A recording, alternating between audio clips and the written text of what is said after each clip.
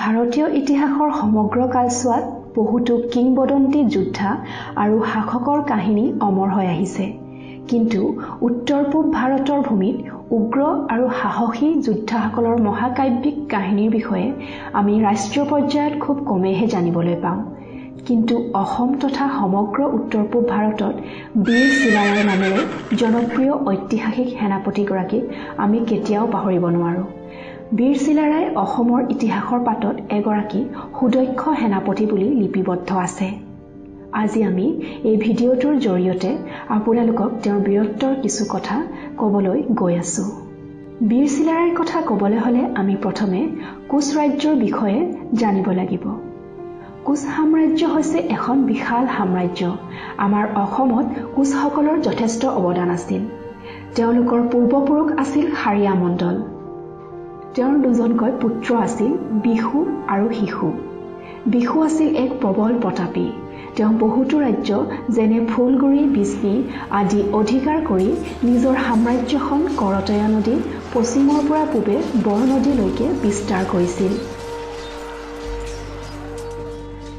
বিহুৱে 1515 খ্ৰীষ্টাব্দত কোচ ৰাজ্যৰ প্ৰতিষ্ঠা কৰে আৰু তাৰ পিছতে তেওঁ বিশ্বসিংহ নামেৰে পৰিচিত হৈ পৰিল। জানিব পৰা মতে তেওঁৰ বহু কেইগৰাকী পত্নী আছিল আৰু 18জন পুত্ৰ আছিল। তাৰে মাজত চিলাৰাই, নৰনাৰায়ণ আৰু নৰসিংহ অন্যতম আছিল। এদিন বিশ্বসিংহই তেওঁৰ পুত্ৰসকলৰ ভৱিষ্যত নিৰ্ধাৰণ কৰিবলৈ কিছুমান বস্তুৰ টোপোলা বান্ধি সেই টোপোলাসমূহ সকলোবোৰ পুত্ৰক নিবলৈ আদেশ দিছিল আৰু তেওঁ কৈছিল যে যিজনে যিটো টোপোলা গ্ৰহণ কৰিব ভৱিষ্যতে সেয়াই হ'ব। পুত্ৰ নৰনাৰায়ণে মাতি পোৱা দেখি নিজ দেশত ৰাজত্ব কৰিবলৈ অনুমতি প্ৰদান কৰিছিল। ঠিক তেনেদৰে নৰসিংহই সোণ পোৱা দেখি আৰু বীৰ চিলাৰায়ে লুপোৱা দেখি তেওঁক ৰণধৰ্ম পালন কৰিবলৈ অনুমতি পাইছিল। বাল্যকালত চিলাৰাই নৰনাৰায়ণৰ লগত বাৰাণসীলৈ গৈ ব্ৰহ্মানন্দ বিশাৰদ নামৰ এজন সন্যাসীৰ ওচৰত বিদ্যা শিক্ষা গ্ৰহণ কৰে।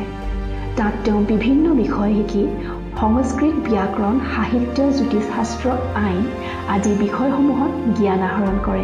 তাৰ পিছতে তেওঁ যুদ্ধবিদ্যা, হিন্দু ধৰ্মগ্ৰন্থ আদি সকলোবোৰত পৰিপক্ক হৈ উঠে।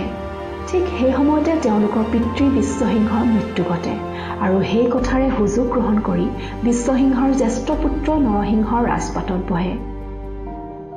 ইয়াৰ পিছত নৰনাৰায়ণ আৰু চিলাৰাই দুয়ো ৰাজধানীত উপস্থিত হয় নৰসিংহৰ লগত যুদ্ধত লিপ্ত হয় আৰু এই যুদ্ধত তেওঁলোকে পৰাস্ত কৰে নৰসিংহক। তেতিয়াই নৰসিংহ পলাই যায় নেপাললৈ। বীৰ চিলাৰাই অসমৰ কোচ ৰাজবংশৰ এজন মহান সেনাপতি আছিল। তেওঁৰ জন্ম হৈছিল 1510 খ্ৰীষ্টাব্দত। কোৱা হয় যে তেওঁৰ জন্ম হওঁতে ৰাজ্যত এক মৃদু ভূমিকম্পৰ সৃষ্টি হৈছিল। বীৰ চিলাৰায়ৰ প্ৰকৃত নাম আছিল শুক্লধ্বজ। পূৰ্ণিমাৰ দিনা জন্মগ্ৰহণ কৰা শুক্লধ্বজৰ ৰং গোলাপী আছিল আৰু সেয়ে তেওঁক সেই নামেৰে সম্বোধন কৰিছিল। শত্ৰুক বন্দী কৰাত চৰাই চিলা অথবা ঘোঁৰাৰ দৰে ক্ষিপ্ৰতাৰে শত্ৰুক বন্দী কৰিছিল। সেইবাবে তেওঁ চিলাৰাই নামেৰে জনাজাত হ'ল। তেওঁৰ ডাঙৰ ভাতৃ মহাৰাজ নৰনাৰায়ণৰ সাম্ৰাজ্য সম্প্ৰসাৰণত এক উল্লেখযোগ্য ভূমিকা পালন কৰিছিল। তেওঁ ভাতৃ নৰনাৰায়ণৰ সোঁহাতৰ দৰে আছিল। চিলাৰায়ে দেৱান অথবা মন্ত্ৰীৰ কামো কৰিছিল। সেইকাৰণে তেওঁক সকলো লোকে চিলাৰাই দেৱানো বুলিছিল। তেওঁৰ বীৰত্ব আৰু পাৰদৰ্শিতাৰ ফলতে কোচ সৈন্যই ভুটীয়া, আহোম সৈন্য আৰু কছাৰী সৈন্যক বহুকেইখন যুদ্ধত পৰাস্ত কৰিছিল। 1534 খ্ৰীষ্টাব্দত নৰনাৰায়ণে কোচ বংশৰ ৰাজপাটত উঠে আৰু চিলাৰাই যুৱৰাজ হয়। ৰাজ অভিষেক হোৱাৰ সময়ত চিলাৰাইক নাম দিয়া হয় সংগ্ৰাম সিংহ। এজন সাহসী যোদ্ধা আৰু এজন ব্যতিক্ৰমী সেনাপতি, চিলাৰাই নিজৰ কাৰ্যত অত্যন্ত দ্ৰুত আছিল। নৰনাৰায়ণে সিংহাসনত উঠিয়েই পিতৃৰ ৰাজ্য বিস্তাৰ কৰিব বিচাৰিছিল আৰু সেই হিচাপে চিলাৰাইৰ সহায়ত নৰনাৰায়ণে কোচ ৰাজ্য বিস্তাৰ কৰে। নৰনাৰায়ণে চিলাৰাইৰ লগত লগ হৈ দক্ষিণৰ পৰা পশ্চিমলৈ বহুকেইখন ঠাই অধিকাৰ কৰে।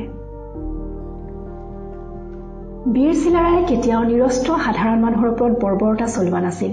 আনকি আত্মসমৰ্পণ কৰা ৰজাসকলকো তেওঁ খুব সন্মানেৰে ব্যৱহাৰ কৰিছিল।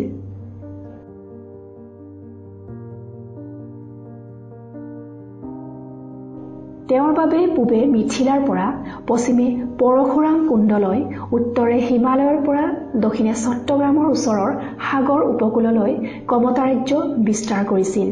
চিলাৰায়ৰ সাহসিকতাৰ ওচৰত সকলোৱে হেও মানিছিল। তেওঁৰ বীৰত্ব সহিষ্ণুতা সকলোৰে আদৰ্শ আছিল।